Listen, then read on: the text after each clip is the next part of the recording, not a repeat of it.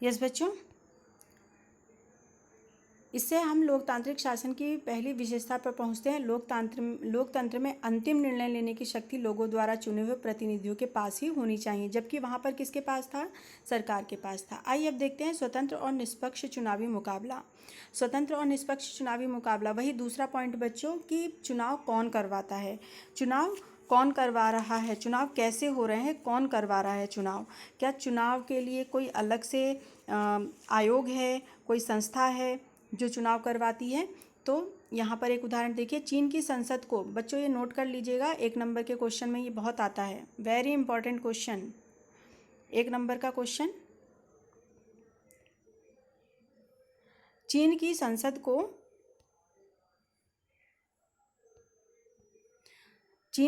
को क्या कहा जाता है? तो चीन की संसद को कवांगुओ रेमिमन दाई वियाओ दाहुई यानी राष्ट्रीय जनसंसद कहते हैं। चीन की संसद के लिए प्रति 5 वर्ष बाद नियमित रूप से चुनाव होता है। इस संसद के देश को राष्ट्रपति नियुक्त करने का अधिकार है। मतलब संसद के लिए चुनाव जो है प्रत्येक 5 वर्ष पर होता है और यही संसद राष्ट्रपति की नियुक्ति करती है। इससे पूरे चीन से करीब 3 सदस्य आते हैं। इसमें पूरे चीन से करीब 3 सदस्य आते हैं। कुछ सदस्यों का चुनाव सेना भी करती है। चुनाव लड़ने से पहले सभी उम्मीदवारों को चीनी कम्युनिस्ट पार्टी, मतलब वो वहाँ की कम्युनिस्ट पार्टी है, ये राजनीतिक पार्टी है, कम्युनिस्ट पार्टी से मंजूरी लेनी होती है। कहने का मतलब यहाँ पर है कि जो भी सदस्य चुनाव लड़ना चाहता है उसको किससे मंजूरी लेनी होगी? चीनी कम्युनिस्ट पार्टी से।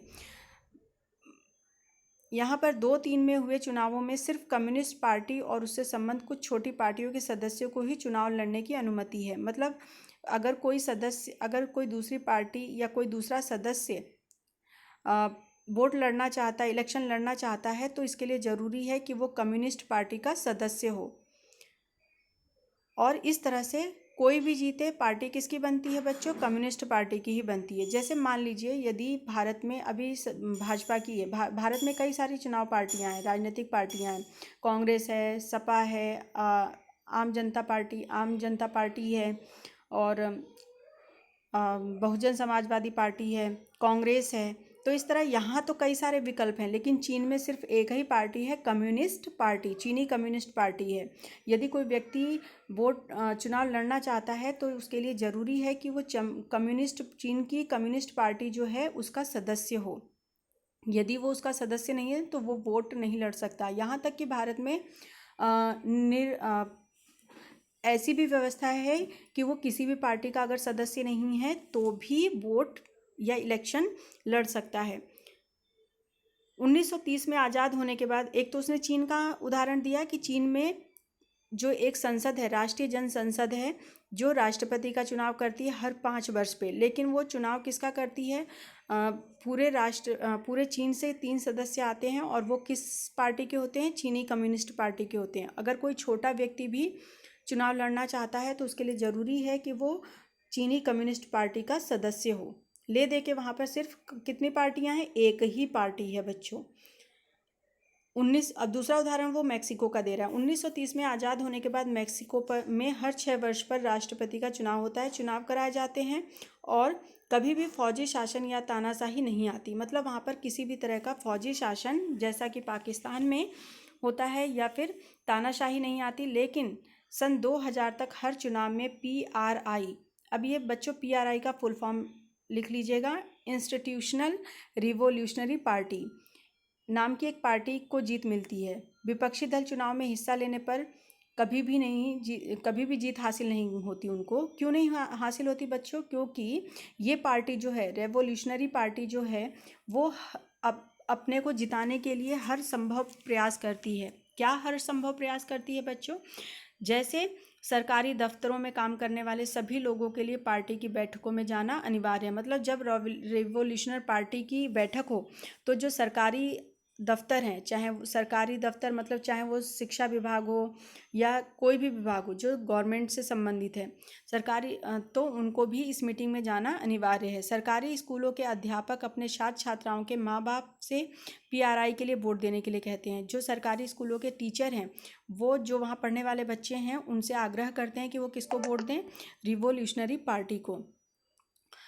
उनकी गतिविधियों को नज़रअंदाज किया जाता है मीडिया भी जो है वो किसके पक्ष में रहती है, रिवोल्यूशनरी पार्टी के ही पक्ष में रहती है। कई बार एकदम अंतिम क्षणों में मतदान केंद्रों को जगह से बदल दिया जाता है। मतदान को वहाँ से बदल क्यों दिया जाता है बच्चों? अगर मान लीजिए आपको वोट देने का अधिकार, आप इस वार्ड के हैं, वार्ड नंबर 3 के हैं, और आपको यहाँ वोट देना है वार्ड नंबर 3 में, और 3 वार्ड में ही आते हैं, और आपको यहाँ से भेज दिया जाए कहाँ, वार्ड नंबर 5 में, जो आपके घर से दूर है। अर्थात मान लीजिए खंडवा के लोग क्या बुरहानपुर वोट देने जाएंगे बच्चों?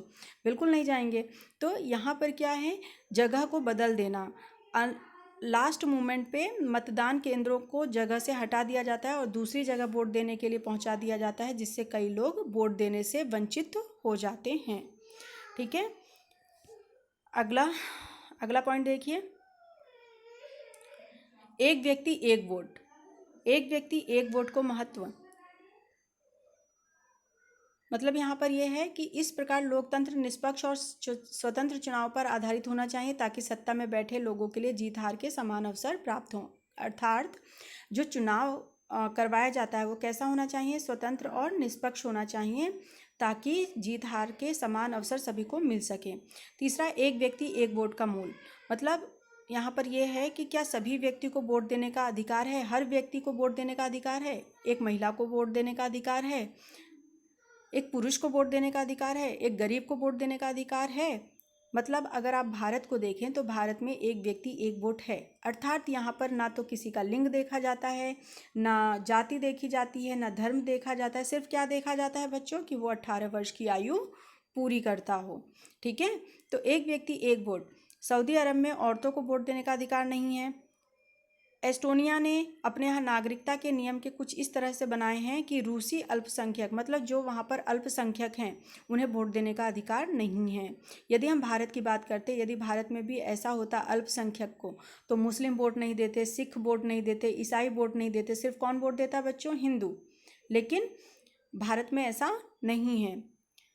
फिजी की चुनाव प्रणाली में वहाँ के मूल वासियों को वोट का महत्व भारतीय मूल के फिजी नागरिक के वोट से ज़्यादा है। मतलब यहाँ पर ये कहने का है, जो फिजी जगह है वहाँ पर जो वोट देने जाते हैं वो लोग, जो फिजी के मूल निवासी हैं, उनके वोट का महत्व जो है वो जो वहाँ पर आकर बसे हुए लोग जो हैं फिजी में, उनसे ज़्यादा है।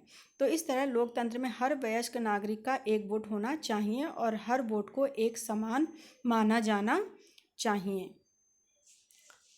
आगे देखिए, कानून का राज और अधिकारों का आदर। कानून। जिम्बाब्वे में 1980 में अल्पसंख्यक गोरों के शासन से मुक्ति मिली थी। इसके बाद देश पर जानू पीएफ दल का राज था। बच्चों ये एक नंबर के क्वेश्चन है, इसको नोट कर लीजिएगा। जिसने देश के स्वतंत्र संघर्ष की अगुवाई की थी, उसके नेता रॉबर्ट मुगाबे आज़ादी के बाद से ही शासन कर रहा था, और चुनाव नियमित रूप से होते हैं और सदा जानू पीएफ दल ही जीतता है। क्यों? क्योंकि राष्ट्रपति मुगाबे कम लोकप्रिय नहीं हैं, वे चुनाव गलत तरीके भी अपनाते हैं। आज़ादी के बाद उन्होंने सरकार के कई बार संविधान में बदलाव करके अपने अधिकारों को बढ़ाया है, उसकी जवाबदेही को कम किया है। विपक्षी दल के कार्यकर्ताओं को परेशान किया जाता है, मतलब जो विपक्षी दल होते हैं उनको वो लोग परेशान करते हैं। कहने का मतलब यहाँ पर ये है बच्चों कि यदि कोई, जहाँ पर बहुत सारी पार्टियाँ हैं, राजनीतिक पार्टियाँ हैं, वहाँ पर भी जो पार्टी सत्ता में होती है वो विपक्षी दल को परेशान करती है। टेलीविज़न और रेडियो पर सरकारी नियंत्रण है। क्या भारत में भी ऐसा है? आपने देखा होगा भारत में सरकार के विरोध में रेडियो, टेलीविज़न, न्यूज़पेपर सभी में छपता है ना। यानी यहाँ पर अभिव्यक्ति का अधिकार है। आगे देखिए, इस तरह हम कह सकते हैं कि एक लोकतांत्रिक सरकार संवैधानिक कानूनों और नागरिक अधिकारों द्वारा खींची लक्ष्मण रेखाओं के भीतर ही काम करती है। कहने का मतलब ये है कि यदि हम किसी देश को लोकतांत्रिक कहना चाहते हैं तो सबसे पहले ज़रूरी है कि क्या क्या चीज़ें होनी चाहिए। जनता द्वारा चुनाव होना जाना चाहिए। चुनाव कौन करवा रहा है? चुनाव निष्पक्ष होना चाहिए। ठीक है, पहला चुनाव जनता द्वारा, लोगों द्वारा चुना, जो शासक है वो लोगों द्वारा चुना होना चाहिए। दूसरा जो है वो ये है कि चुनाव जो है वो निष्पक्ष होने चाहिए, निष्पक्ष चुनाव होना चाहिए।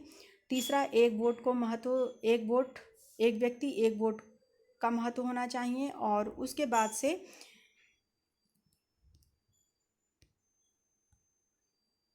अगला पॉइंट जो है वो है कानून का राज और अधिकारों का आदर। मतलब जो कानून बनाना है या ये सब चीज़ें जो भी